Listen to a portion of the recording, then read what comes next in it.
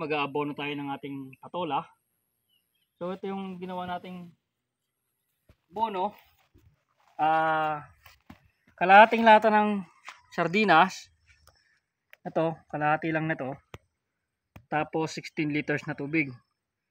So hinati natin para di natin bitbitin yung timbang mabigat. Meron tayong mas maliit na bucket, no? So ang paglalagay niyan,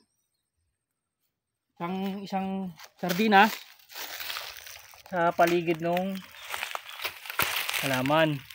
Yan. Isa lang.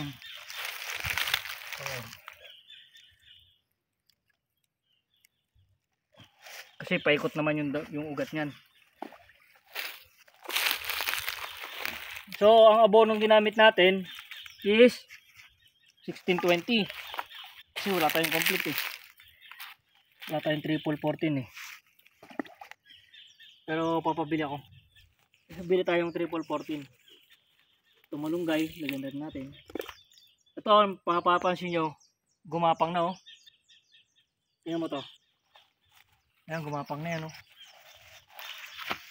Packet na siya. So that's 15 days old lang yan. Ito mga mas maliliit. Ito kasi pahabol yan. Hindi tumubo yung tinanim natin, so nilagyan ng ganyan, no? So ganyan lang, sa paligid lang natin lalagay.